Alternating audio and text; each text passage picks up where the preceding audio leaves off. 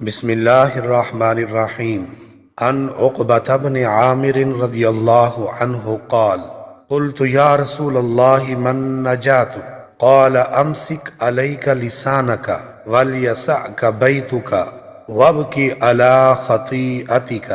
حضرت عقبہ بن عامر رضی اللہ عنہ سے روایت ہے کہ میں نے اللہ کے رسول صلی اللہ علیہ وآلہ وسلم سے پوچھا نجات کس چیز میں ہے؟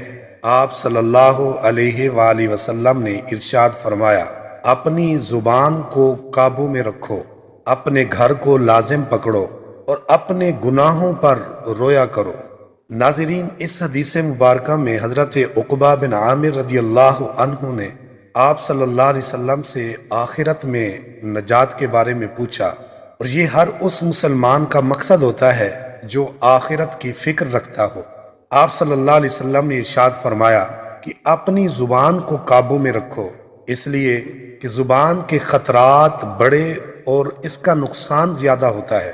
مسلمان پر یہ لازم ہے کہ وہ اپنی زبان کو اپنے کنٹرول میں رکھے اور خاموشی کو ترجیح دے، ماں سوا ایسی بات کے جو آخرت میں فائدہ دے۔ دوسری بات یہ کہ اپنے گھر کو لازم پکڑو اور ضرورت کے علاوہ گھر سے نہ نکلا کرو۔ گھر میں بیٹھنے سے بد دل نہ ہوا کرو، بلکہ اس کو غنیمت سمجھو، اس لیے کہ یہ شر اور فتنے سے بچنے کا ذریعہ ہے۔